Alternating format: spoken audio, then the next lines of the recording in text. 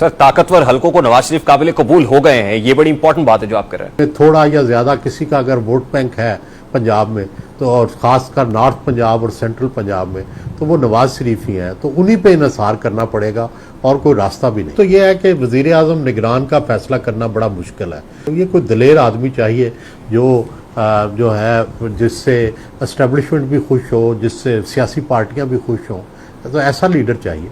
लेकिन अब नून ने ये कन्वे कर दिया है कि अगला वजीर आजम का उम्मीदवार जो है वो नवाज शरीफ होंगे और वो कुछ अरसे के लिए ज़रूर वजीर आजम रहेंगे। उसके बाद चाहे वो इक़्तिदार जो है अपने भाई को दे दें। और उस वक़्त वज़ीर आला की जो अगली उम्मीदवार है वो मरीम, वज़ीर आला पंजाब की उम्मीदवार जो हैं वो मरीम नवाज़ हैं। और नवाज शरीफ आएंगे, इलेक्शन लड़ेंगे और वो खुद वज़ीर आज़म बनेंगे। वो चाहते हैं कि मेरी विंडिकेशन हो, और मेरा ख्याल है कि ये बात जो है ये एस्टेब्लिशमेंट को भी कन्वे हो गई है कि अगर नून इक़्तिदार में आई तो वज़ीर आज़म जो है वो नवाज शरीफ होंगे। ये पार्टी इसलिए, ये कंपनी इसलिए चलती नज़र आ रही है कि एस्टेब्लिशमेंट फिलहाल इनके साथ है और एस्टेब्लिशमेंट के साथ के पास और कोई रास्ता नहीं है। शायद वो आइडियली तो शायद वो चाहते होंगे कि कोई ऐसा नया जंगीर तरीन जैसा चेहरा जो है वो उसको लेके आए, लेकिन ऐसा पॉसिबल नहीं है। तो चूंकि ऐसा पॉसिबल नहीं है, इसलिए उन्हें नवाज शरीफ को कबूल करना पड़ेगा। देखिए, जिसने एस्टैब्लिशमेंट से लड़ाई की है उसको भुगतना भी पड़ा है, नतीजा उसने देखा है। ये नवाज शरीफ हो या चेयरमैन पीटीआई हो, आज उस वक्त एस्टैब्लिशमेंट नवाज शरीफ के खिलाफ थी और उसके कहने पर फैसले भी दिए जा रहे थे। आज हवाओं का रुख नवाज शरीफ के साथ है। अगर मैं सादा अल्फाज में पूछ सकूं तो क्या एस्टैब्लिशमेंट नवाज शरीफ के साथ है आज? देखिए, गुजारिश यह है कि पहले मुझे ऐसे, देखिए ये अब मेरे पास कोई इल्म नहीं है, कोई इन्फॉर्मेशन नहीं है, लेकिन पहले मुझे लगता था कि नवाज शरीफ के हवाले से एस्टेब्लिशमेंट में रेजिस्टेंस थी। लेकिन अब नून ने ये कन्वे कर दिया है कि अगला वज़ीर आज़म का उम्मीदवार जो है वो नवाज शरीफ होंगे और वो कुछ अरसे के लिए ज़रूर वज़ीर आज़म रहेंगे। उसके बाद चाहे वो इक़्तिदार जो है अपने भाई को दे दें। और उस वक़्त वज़ीर आला की जो अगली उम्मीदवार हैं वो मरीम, वज़ीर आला पंजाब की उम्मीदवार जो हैं वो मरीम नवाज़ हैं। और नवाज शरीफ आएंगे, इलेक्शन लड़ेंगे और वो खुद वज़ीर आज़म बनेंगे। वो चाहते हैं कि मेरी विंडिकेशन हो, और मेरा ख्याल है कि ये बात जो है ये एस्टेब्लिशमेंट को भी कन्वे हो गई है कि अगर नून इक़्तिदार में आई तो वज़ीर आज़म जो हैं वो नवाज शरीफ होंगे। सर, ताकतवर हलकों को नवाज शरीफ काबिल कबूल हो गए हैं, ये बड़ी इंपॉर्टेंट बात है जो आप कर रहे हैं। मुझे ऐसा लगता है कि कोई ऑप्शन भी नहीं है, क्योंकि जंगीर तरीन तो इतने पॉपुलर नहीं है कि वो पीटीआई का मुकाबला कर सकें।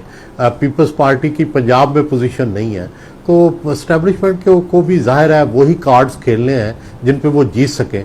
तो इस वक्त अगर पीटीआई के मुकाबले में थोड़ा या ज़्यादा किसी का अगर वोट बैंक है पंजाब में, तो और ख़ासकर नॉर्थ पंजाब और सेंट्रल पंजाब में, तो वो नवाज शरीफ ही हैं, तो उन्हीं पे इन्हिसार करना पड़ेगा और कोई रास्ता भी नहीं। और नवाज शरीफ की वापसी में जो रुकावट एक हायल थी, वो रुकावट भी दूर हो गई है उनकी इस कबूलियत के साथ।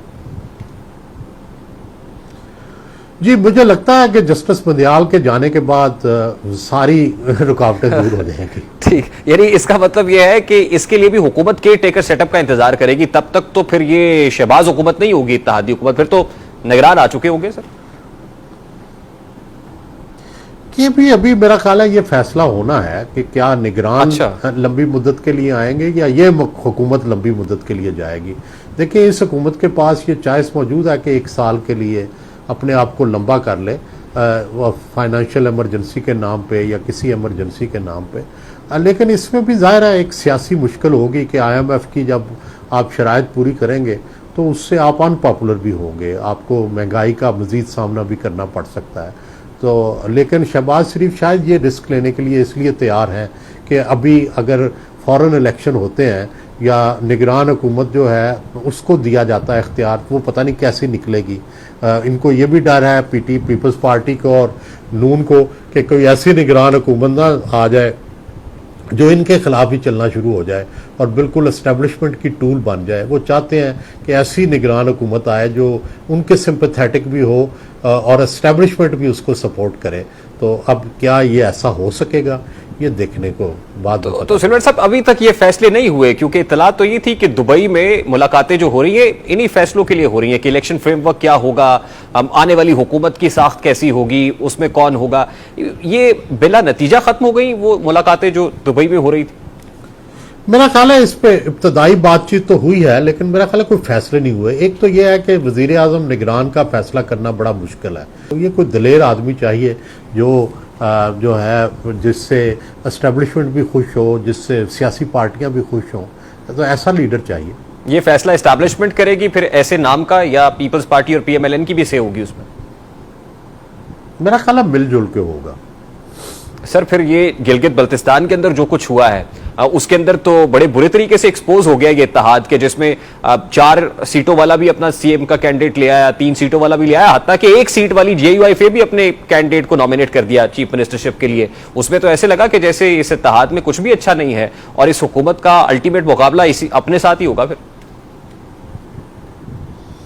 जी मेरा ख्याल है कि इलेक्शन तो ये इकट्ठे नहीं लड़ेंगे, लेकिन इलेक्शन के बाद फिर इकट्ठे हो जाएंगे, क्योंकि इनके पास जो है वो और कोई रास्ता नहीं है। जितनी देर तक पीटीआई मौजूद है उतनी देर तक इनका इत्तेहाद टूटता बनता रहेगा, लेकिन इनके मफादात एक हैं, चूंकि पीटीआई के खिलाफ हैं ये सारे, तो इसलिए इस इत्तेहाद में रहेंगे। हुकूमत में रहना है तो इकट्ठे रहेंगे। मेरा बड़ा सादा सा सवाल है, आपने कहा था कि पार्टी नहीं चलेगी चेयरमैन पीटीआई के दौर में, ये पार्टी जो इस वक्त है ये चलती हुई दिखाई दे रही है आपको?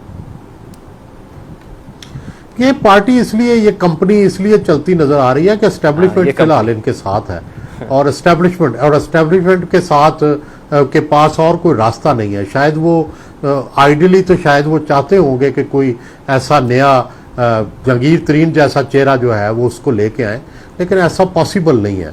तो चूंकि ऐसा पॉसिबल नहीं है इसलिए उन्हें नवाज शरीफ को कबूल करना पड़ेगा। Sir towards the end lastly Tehreek Insaf का या चेयरमैन पीटीआई का तो सफाया हो गया है, अल्टीमेटली इस इत्तेहादी हुकूमत को आप अपने आप से ही लड़ता हुआ देख रहे हैं, मतलब मुस्तकबिल करीब में भी और फिर मुस्तकबिल बईद में भी?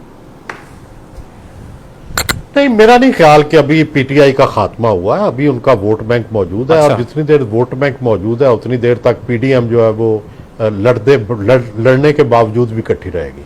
और इस्तेहकाम पाकिस्तान पार्टी का क्या फ्यूचर है सर? क्या वो किसी से एडजस्ट होगी, या वो भी आजकल तो कह रहे हैं कि तने तन्हाई हम अपने अलहदा सियासी शनाख्त के साथ आएंगे?